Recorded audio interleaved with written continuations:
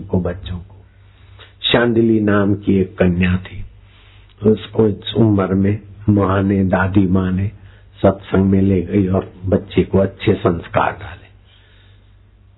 अभी अमेरिका से छोटी बच्ची आई है, छठा पढ़ती है, कनुबाई की पुत्री, और उसकी दूसरी बहन। खड़ी हो जाओ। लाखों रुपया किराया खर्च के आई है।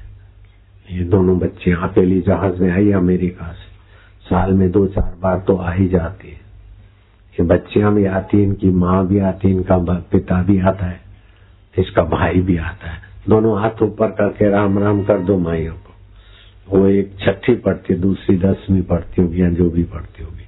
छठी पढ़ने वाले हाथ ऊपर करो, ये छठी पढ़ती, और दूसरी उसकी बड़ी बहन है, 8वीं 9वीं जो भी पढ़ती होगी। बैठो। तो बच्चों को संस्कार देना बहुत जरूरी है। तो 7 से 14 वर्ष तक भावनाओं और संस्कारों की बलिहारी। तो आज से पक्का कर लो, तुम्हारे बच्चों को ऐसी ऐसी कहानियां, ऐसे ऐसे प्रसंग, ऐसे ऐसे चित्र, ऐसे ऐसे संस्कार दे ताकि बच्चे संयमी बने। वैलेंटाइन डे अब जिसके नाम से मनाया जाता है, उसके तो अपराधीकरण के कारण उसको तो फांसी लग गई वैलेंटाइन को। और उसके नाम से लड़के लड़कियां एक दूसरे को फूल दे, एक दूसरे को स्पर्श करे, एक दूसरे का रजवीर नाश हो। आने वाले भारत, रशिया में तो वैलेंटाइन डे पे बंदिश पड़ी है, और यहाँ वैलेंटाइन डे करके भारत के युवक युवतियों की कमर तोड़ने का प्रोग्राम क्यों करना। गणेश दिवस मनाएंगे हम। गणपति ने माता पिता का पूजन किया और माता पिता ने गणेश की बुद्धिमत्ता की सराहना करते उसके ललाट पर स्पर्श करके उसका ज्ञान नेत्र खोल दिया। मैं तो महादेव हूँ, लेकिन सभी देवों में प्रथम पूजा होगी गजानन स्वामी की। बोल गणेश भगवान की जय। तो गणपति जी ने माता पिता का पूजन किया। सर्व तीर्थमयी माता, सर्व देवमय पिता। सब तीर्थों की पूजा का फल माता का, सब तीर्थों की यात्रा का फल मातृ प्रसन्नता, और सब पिता के, सब देवताओं की पूजा और प्रसन्नता का फल पिता का आदर और पिता की पूजा। बच्चों को ऐसे संस्कार डालो। मैंने मेरी माँ बापू होने के बाद भी माँ के चरण चंपी करने का मुझे सौभाग्य मिला। मेरी माँ तो मुझे गुरु मानती थी, लेकिन माँ तो माँ थी। बापू तो मैं तुम्हारे लिए हूँ, माँ का तो बेटा हूँ अभी भी। अभी मेरे गुरुजी आ जाए, माँ आ जाए, तो मैं क्या बापू होके बैठूंगा? उठ के उनके चरण छूऊंगा, प्रणाम करूंगा। जयराम जी बोलना पड़ेगा। तो बच्चों में धर्म के, सदाचार के संस्कार भरो। तो 7 से, जन्म से 7 साल तक मूलाधार केंद्र विकसित होता है, स्वास्थ्य का ख्याल रखो। 7 से 14 साल तक भावना केंद्र विकसित होता है।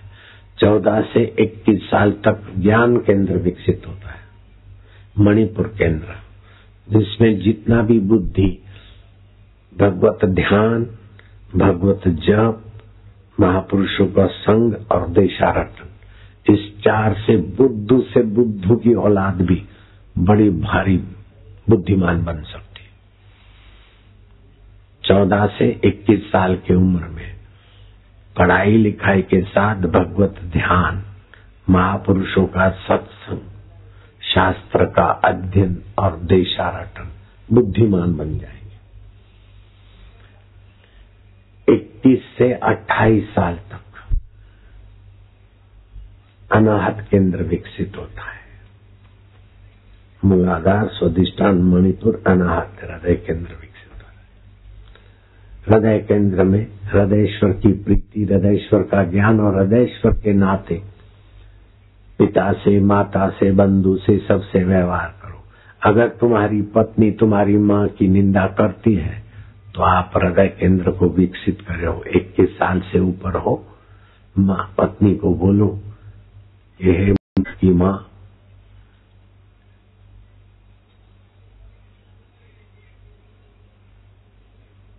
हे बुद्धू की माँ,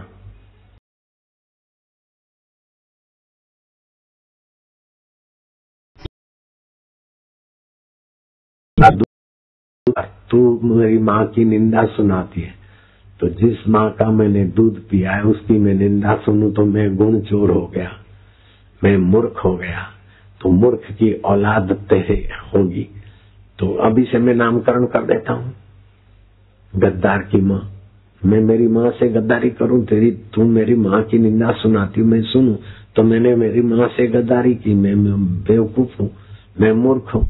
तो मेरे द्वारा जो संतान आएगी उसका मैंने एडवांस में नाम रख दिया। मैं तुझे प्रीतिपूर्वक समझदारी से समझाता हूँ, बोले तो मैं तेरे को हाथ जोड़ू, लेकिन मेरी माँ की निंदा तो मुझे मत सुना। माँ के खून से तो मेरा शरीर सींचा है और माँ के दूध से तो मेरा शरीर पुष्ट हुआ है। जिसके खून से शरीर बना है, जिसके दूध से मेरा शरीर पुष्ट हुआ है, उस माँ की निंदा तू मुझे मत सुना। तू मेरी सेवा न करे तो कोई बात नहीं, लेकिन मेरी माँ के आगे तू बड़ा दिल रख। तू तो बड़े घर की, चाहे छोटे घर की हो, चाहे छोटे दिल की हो, लेकिन पुचकार कर कहे तो तू तो बड़े दाढ़ी में हाथ डाल दो उसको, तू तो बड़े घर की है, तो बड़े मन की है। ऐसा समझा के अपनी माँ के प्रति जो अपनी पत्नी की नफरत है या द्वेष बुद्धि है वो हट जाए। माँ ऐसी है वैसी, हजार ऐब मेरी माँ के तू बता या मान ले, लेकिन जब दोष दर्शन होता है तो ऐब दिखते। एक बड़ा गुण है कि मेरी माँ ने मुझे दूध नहीं पिलाया होता, जन्म नहीं दिया होता तो तू इस घर में भी नहीं होती। तो जिसके कारण तू इस घर की मालिकानी बनेगी, उस सासू की निंदा ना कर। अगर देरानी निंदा करती जेठानी की, जेठानी निंदा करती देरानी की, तो अपनी अपनी पत्नियों को समझाओ कि तू जेठानी है, बड़ी है, देरानी छोटी है। अपनी छोटी बहन मानकर उससे प्रीतिपूर्वक व्यवहार कर। उसकी निंदा करने से तेरा स्वास्थ्य बनता है शरीर में, जो दूसरों की निंदा करता है। पापी आदमी ये कथा सार कथा नहीं सुन सकते, उनके पाप उनको लेके भाग जाएंगे। जो तात्विक कथा है, वैदिक कथा है, वो पापी आदमी नहीं सुन सकते। पापी आदमी को उनके पाप लेके भाग जाएंगे। अगर पापी भी बैठ जाए तो उनके पाप अकेले ही भाग जाएंगे, लेकिन पापी कमजोर होते, पाप बलवान होते तो भाग जाते। तुम लोग पुण्य आत्मा हो इसलिए बैठे हो, ये तात्विक बात है। पापी सुन नहीं सकता, और सुने तो उसके पाप टिक नहीं सकते। जो स्त्री के गुलाम है, लंपट्टू है, उनको ये बातें अच्छी नहीं लगेगी।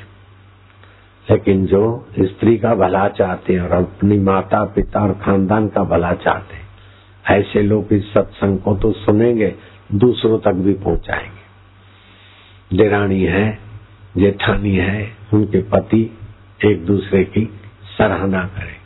बड़ी भाभी है, माता के समान होती है, दिल बड़ा रख, उनकी निंदा मुझे न सुना।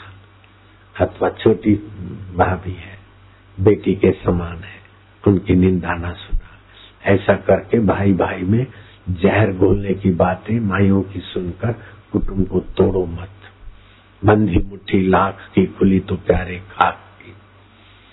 ऐसे नणंद की निंदा करती है, अथवा उसको समझाओ अब तेरी नणंद छोटी बहन बेटी के समान अथवा बहन के समान है, 1 साल 2 साल की मेहमान है, सासू भी आज नहीं तो कल जाने वाली है, काय को उनके साथ पंगा लेना, तू बड़ा दिल रख। ऐसा करके हे प्रभु आनंद दाता पेम्पलेट बांटो। रामायण में आता है जो निंदा करता है वो बड़ा भारी पाप करता है। तो ये पेम्पलेट बटेंगे, आप पढ़ना और आपके घर के झगड़ों को भक्ति में बदलना। पेम्पलेट के बाद मैं प्रसाद बंटवाऊंगा, जो प्रसाद 15-15 गोली होगा, 2-2 गोली रोज चूसना, जिससे तुम्हारे शरीर की रासायनिक क्रिया करे वो गोलियां। तो जो पाचन तंत्र ठीक करे, पेट की गड़बड़ी ठीक करे, और जो खाया है वो स्वास्थ्य बढ़ाने वाला रसमय हो जाए। चौथा केंद्र हृदय केंद्र है, हृदय को ऐसा उदार विशाल और समझदार बनाओ। 5वां केंद्र यहाँ कंठ है। अगर रोज सुबह लंबा सांस लो तो लो लो लो और लो, कंठ से ओमकार बोलना है, बच्चों को भी बुलवाना, इससे स्मृति केंद्र खुलेगा, सुख दुख में समता की शक्ति बढ़ेगी, और भी कई फायदे होंगे। कंठ मधुर होगा,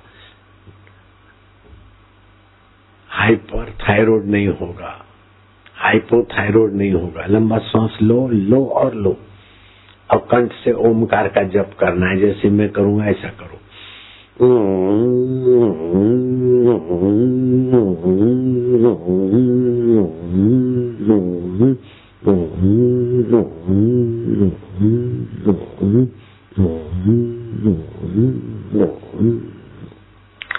एक बार हुआ, फिर से श्वास भरो, गहरा भरो और भरो, भरो भरो और श्वास भरो। हजारों छिद्र बंद पड़े फेफड़ों के, गहरा श्वास भरो, वो बंद छिद्र खुले, जिससे तुम्हारी रोग प्रतिकारक शक्ति, अनुमान शक्ति, क्षमा शक्ति, शौर्य शक्ति का विकास हो। गहरा श्वास लो।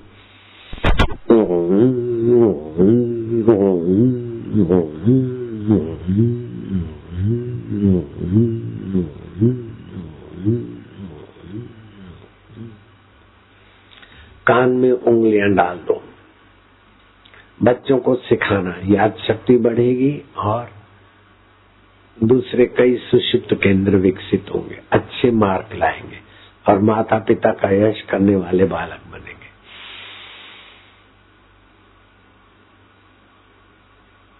कंठ से ओम ओम जपना है, कान